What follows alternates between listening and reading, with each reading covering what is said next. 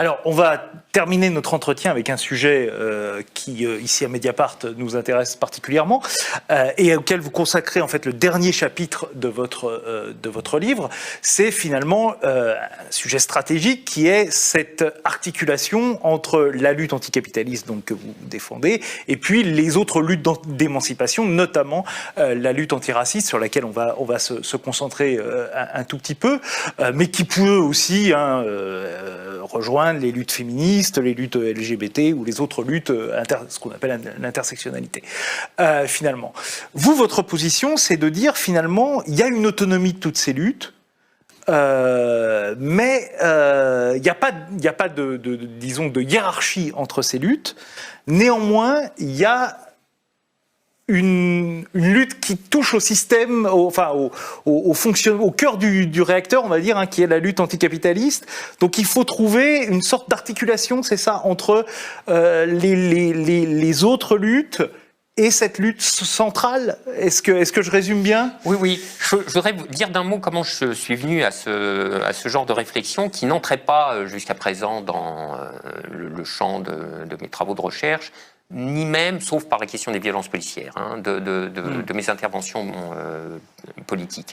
En réalité, j'ai été entraîné par un enchaînement logique. C'est-à-dire, à partir du moment où vous problématisez la situation présente, dans les termes gramsciens de la crise organique, vous ne pouvez pas ne pas être conduit à vous poser la question de la manière dont pourrait se constituer un bloc contre-hégémonique. Voilà.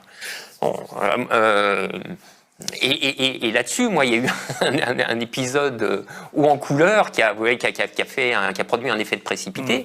C'était le 2 juin dernier, au soir. Il y avait eu dans l'après-midi ce coup d'éclat de la manif au TGI, à l'appel du comité Justice pour Adama.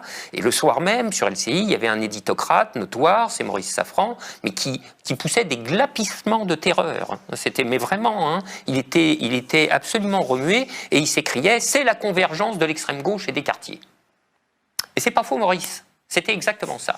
Et moi, je pense que s'il a eu si peur, il n'a pas tort, parce que je pense que c'est une formule prometteuse. C'est une formule prometteuse. Pourquoi ? Parce que, comment dire ? Vous voyez, la constitution d'un bloc contre-hégémonique, c'est une affaire de nombre. Il faut chercher le nombre. Alors vous pourriez me dire, mais le nombre, c'est les gros bataillons du salariat.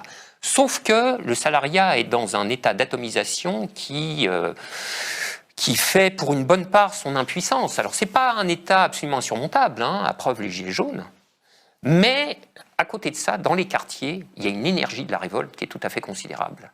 Et c'est normal. En réalité, il se passe dans les quartiers l'exact inverse de ce qui se passe dans le salariat. Là où les salariés sont atomisés, dans les quartiers, c'est l'entassement du ghetto. On les a concentrés. Ils vivent les mêmes choses, ils expérimentent les mêmes choses. Donc ça fait fermenter. C'est vraiment un cas type pour la formation de ce que Spinoza appelle un affect commun. Vous voyez. Bon. Donc là, il y a une formule qui est tout à fait excellente. Alors maintenant, il faut se demander comment on fait tenir ensemble tous ces groupes en vue de la constitution d'un bloc contre-hégémonique.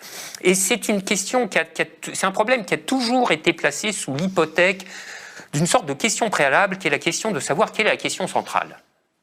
Alors, est-ce que la question centrale, c'est l'élite sociale, ou est-ce que c'est l'élite raciale? Est-ce que la question centrale, c'est l'anticapitalisme, ou est-ce que c'est l'antiracisme, etc. Et on a mouliné dans ce tourniquet, et on continue un peu d'ailleurs, et moi je crois qu'il faut en sortir, et que pour en sortir, il faut faire un bon pas de côté. Et le pas de côté, il consiste en une postulation fondamentale qui dit ceci, qui dit l'égalité des luttes. Les luttes sont égales. Donc il ne faut pas, si vous voulez, la première conséquence qui suit de l'égalité des luttes, c'est d'accorder aux gens de voir la question centrale chacun à leur porte. Vous comprenez, quand vous êtes un jeune des quartiers et que vous avez affaire quotidiennement à la police, qui maltraite, qui abuse, qui humilie, qui violente, qui assassine, comment voulez-vous que votre expérience du monde social ne soit pas saturée par ces choses-là et que la question centrale pour vous, à plus forte raison de ce qu'elle est accrochée à des enjeux de vie ou de mort, ça ne soit pas la violence de la police raciste. Bon. Et puis dans d'autres univers, on a d'autres questions centrales, etc. Donc moi, je pense qu'il faut partir de ça. Il faut partir de cette affirmation de l'égalité des luttes. Elles sont égales en qualité, en légitimité et en autonomie. Maintenant, ceci étant posé, il faut ajouter d'autres choses également. égales en qualité, les luttes n'en diffèrent pas moins en quantité. Et si on a en tête la formation, la constitution du nombre, ce n'est pas une donnée inessentielle, n'est-ce pas? Deuxième chose, la société est traversée par une multiplicité de rapports de domination.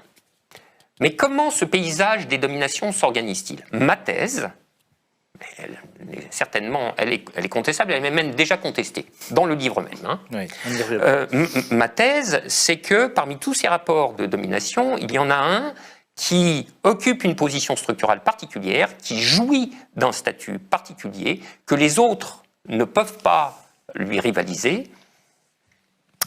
Et il s'agit du rapport de domination capitaliste en tant qu'il donne à la société sa structuration principale. Sa structuration principale. Raison pourquoi on peut dire, d'un point de vue structural, que nous sommes dans une société capitaliste. Ce qui ne l'empêche pas d'être par ailleurs une société raciste, hein, n'est-ce pas? Mais au titre de sa structuration principale, nous sommes dans une société capitaliste. Voilà, alors, maintenant, une fois qu'on a dit ça, c'est-à-dire que l'ensemble, que le paysage d'ensemble des dominations est structuré d'une certaine manière, bon, qu'est-ce que vous voulez? Ça n'empêche pas que on voit comment ça se réalise en situation. Donc il y a des régions de l'espace social où les rapports de domination se rencontrent, s'empilent et, comme on dit, s'intersectent. Bon. Il y a un cas type, il y a un exemple type qui est donné en général en illustration de ce type de situation, c'est la lutte des femmes de ménage des hôtels Ibis. Triplement opprimés. Ça, c'est une belle superposition. Hein. Comme salariés, comme femmes, comme noirs.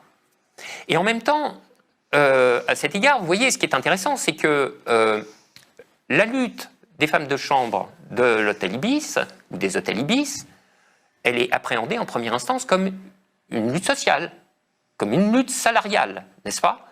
Avec d'autres aspects qui sont présents. Et moi, je trouve ce cas qui est tout à fait intéressant parce que, en quelque sorte, il offre une réduction comme microcosme de la manière dont j'essaye de caractériser le paysage des dominations dans son ensemble. Voilà. Bon, puis il y a d'autres régions où, de l'espace social où c'est pas ça. En première instance, on a affaire à des luttes antiracistes quasiment pures. Bon, alors à quoi ça nous mène tout ça? Bon, moi je pense que ça nous mène à l'idée que il faut accorder aux luttes leur autonomie. C'est la conséquence qui suit de la postulation de l'égalité de toutes les luttes. Et puis il faut chercher des règles, c'est des conclusions modestes, hein, tout ça. Il faut chercher des règles de bonne coexistence des luttes, sous un principe de ne pas se nuire les unes les autres, n'est-ce pas? Et je pense que c'est la seule chose qui nous permette d'espérer la rejonction au moment décisif. Et puis dans l'intermède, il faut, mais ça c'est l'affaire des militants, hein, eux ils savent faire ça, il faut travailler à développer toutes les connexions qu'on peut. Bon, je donne juste un exemple pour terminer là-dessus, parce que moi il m'a toujours paru absolument remarquable. C'est ce mouvement qui a été effectué par le comité Adama très tôt dans l'épisode des Gilets jaunes, le comité Adama qui a produit une déclaration de soutien au mouvement des Gilets jaunes, qui a surpris tout le monde, et franchement, il y avait de quoi. Quand on y repense, on voit tous les obstacles qui s'opposaient à ce que ce mouvement s'accomplisse. Or, il s'est accompli. Et il n'en est que plus remarquable. Bon, bah voilà, c'est avec ce genre de choses qu'on prépare des moments décisifs. Oh, une petite remarque là-dessus, quand même, c'est cette autonomie des luttes, sans que finalement on puisse se nuire les uns aux autres. Est-ce que, concrètement, parfois, c'est pas compliqué? C'est-à-dire, quand on est dans un mouvement antiraciste, on va lutter pour l'égalité dans le monde tel qu'il existe aujourd'hui entre les racisés et les non-racisés. D'une certaine façon, on peut lutter, pourquoi pas, pour des quotas au conseil d'administration des grandes entreprises, ce qu'ont fait les féministes, vous voyez, ce genre de choses. Donc, est-ce que dans ce cas-là, on contribue à renforcer le capitalisme? Est-ce qu'on nuit au combat anticapitaliste? C'est une question rhétorique. La réponse est dans la question. Et la réponse est évidemment oui. Mais ça, on le sait bien. Ça a été, si vous voulez, et c'est aussi à ça, vous voyez que c'est aussi à ça qu'on voit... il faut s'en abstenir. Ah oui, moi, ça, je le crois tout à fait, oui. Alors ça, les luttes sociales ne vous disent pas merci, hein, quand il y a des choses comme ça.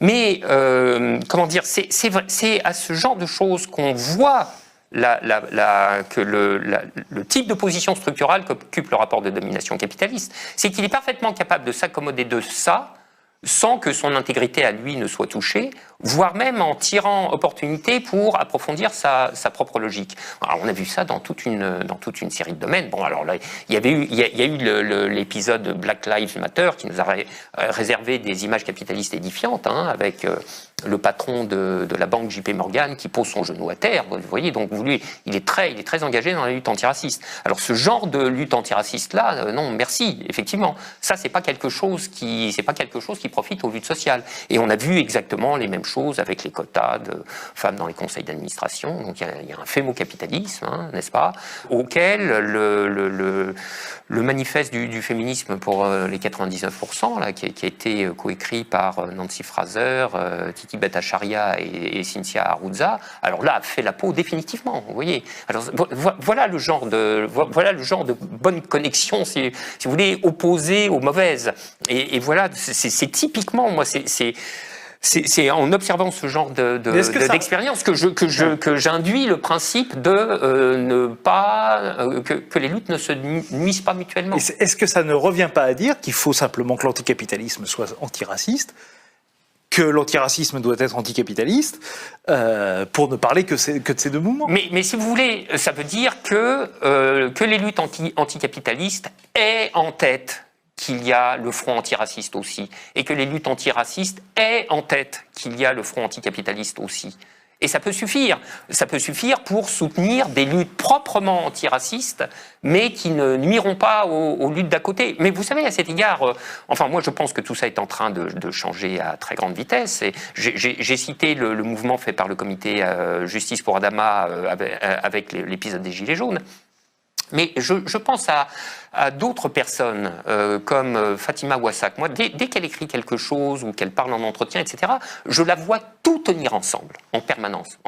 Pour moi, c'est vraiment des trucs, c'est des trucs admirables, ça. Ou dans un autre genre, une personne comme Anas Kazib, vous voyez, qui lui a son prisme syndical à lui.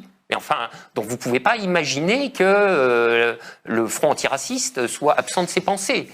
Bon, je pense que c'est dans ce genre d'attention mutuelle que peuvent se préparer les rencontres au moment où on aura besoin qu'elles s'opèrent.